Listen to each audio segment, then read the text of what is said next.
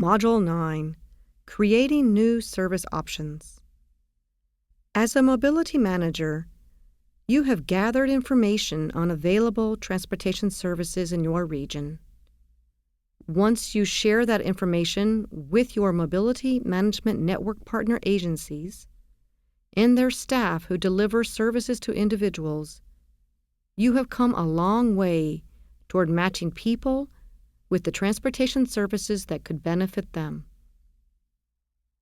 Your group will also have discussed new service strategies that your community might wish to develop to respond to identified needs. What are the steps you and your network can take to make those new service options a reality? In this module, we'll talk about 4 ways in which a community can create new and expanded services. First, through the transportation planning process in your region. Second, through improved coordination of existing transportation resources. Third, through rapid response, flexible transportation resources. And fourth, through supporting the development of private, entrepreneurial services. We'll look at the transportation planning process first. Transportation planning organizations plan transportation services and ensure that all components of the system are integrated and connected. To do so, transportation planners identify existing transportation needs, identify existing resources, traditional and non-traditional, develop short and long-term plans to respond to needs with public input, work with local agencies to implement the plan, and update the plan. Different types of organizations fulfill these transportation planning activities. For example, in urban communities, these tasks are implemented by metropolitan planning organizations, or MPOs. In rural and small urban areas, less than 50,000 people, they are implemented by states with consultation from rural planning organizations, economic development organizations, or other similar organizations. The work of these groups is strongly linked to the community's economic development and land use planning. For their work, planning organizations must meet certain performance standards. In the recently passed Transportation Authorization Bill, MAP 21, which takes effect October 1, 2012, MPOs are required to establish and track their progress in attaining critical outcomes for the region. Those performance measures are to be coordinated with both the state and the local agencies, including providers of public transportation. Also new in 2012 is the establishment of rural counterparts to MPOs called Regional Transportation Planning Organizations, or RTPOs. Rural planning type organizations have existed for a long time, but this is the first time that they were formally defined as an entity and their scope of work outlined. In cooperation with states, the RTPOs will create regional long-range transportation plans and provide a forum for public participation in the statewide and regional transportation planning processes, along with other duties. RTPOs are established at the discretion of the state and are not mandatory. So what is the role of mobility managers with the transportation planning process? As it turns out, it's a very important role. As mobility managers develop strong ties with agencies and organizations within their community, they are able to gather firsthand data on transportation needs for many types of customers in the community. As we learned earlier in this module, identifying customer needs is a vital first step in the transportation planning process. Mobility management is key to 4 areas of transportation planning. First, a mobility manager can ensure that the need areas within the community are fully explored.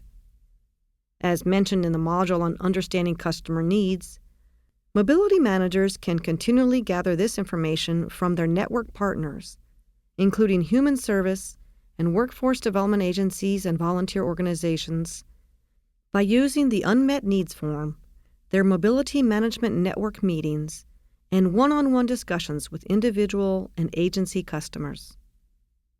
As needs are identified, potential solutions can be suggested. Recommendations on new or expanded services from the Mobility Management Network can then be shared with the transportation planning process based on strong local evidence. Second, mobility managers are encouraged to work with the planning organization to create a comprehensive inventory of transportation services in the area. Planning organizations develop these databases as part of their region's Human Services Public Transportation Coordinated Plan, but there are always modifications needed to the list as providers change. Again, with their many contacts in the community, mobility managers can help with this process. Third, mobility managers in their network can provide input on proposed short and long-range transportation plans. This will give them a chance to advocate for projects that meet the highest priority needs as identified through the network. Fourth, mobility managers and their partners can assist the planning organization in collecting public input on proposed transportation plans. This step helps planners refine their plans to match community priorities as closely as possible. A second avenue for creating or expanding services is through the improved coordination of existing resources and assets. For a mobility manager, coordination means working directly with transit providers, human service agencies, private institutions, businesses, volunteers, and political leaders to broaden transportation options. What are the advantages to coordinated services and resources? First, coordination improves the quality of transportation services through shared discussion of needs and standards. Second, coordination broadens the geographic reach of available services, thus effectively increasing the service area. Third, coordination makes more services available to a wider audience, thus allowing more passengers to access services. Fourth, coordination can lead to reduced unit costs for commonly purchased goods and services. Fifth, coordination eliminates duplication of service. Upwards of 84 federally funded human service and workforce development agencies allow their funds to be used for transportation expenses, either on a system or individual level. Yet to date, there has been little coordination among these diverse agencies, so there is much ground to make up. Part of being a mobility manager is to demonstrate the importance of transportation to other programs and entities, and to guide agencies in exploring ways to help coordinate services. Coordination of transportation resources benefits the community and its residents, as mentioned above. It also ensures that taxpayer dollars are being put to good use by making the most cost-effective use of resources. This public transportation human services coordination is supported through the federal United We Ride initiative. Information on this initiative and many valuable coordination resources are available through the National Resource Center for Human Service Transportation Coordination, the link to which is provided in your resources. Public transit agencies are required by law to be part of coordination efforts. Non-transportation agencies are encouraged, but not mandated to do so. Thus, any transit agency receiving funding through the Federal Transit Administration must actively participate in statewide and local coordination efforts. This applies to those providing general urban or rural transit services, plus those providing transportation to older adults and people with disabilities. Let's look at some of the basics of coordination. Links to some stellar examples are included in the resources section. Coordination can progress through 3 stages: communication, cooperation, and collaboration. Communication is the process of opening a dialogue with other transportation partners. This type of dialogue should be second nature for a mobility management network. The mobility manager can facilitate this process on behalf of the network. Through communication, partners can share information about their programs, their clients' mobility needs, commonalities and crossovers among agency clients, their transportation services, and funding. The second stage is cooperation, working together toward a common goal.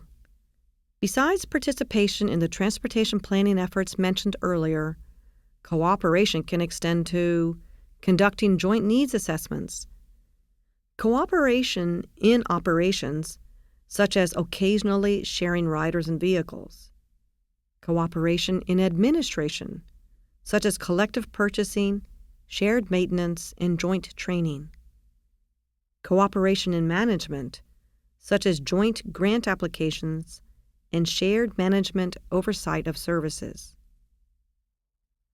The most involved stage is collaboration, when a group of transportation providers and users are united by a common vision and put practices in place that address their identified common issues. For example, they may develop shared, well-defined goals and outcomes, develop and implement common service standards which lay the foundation for serving clients on each other's vehicles, develop formal agreements for sharing vehicles,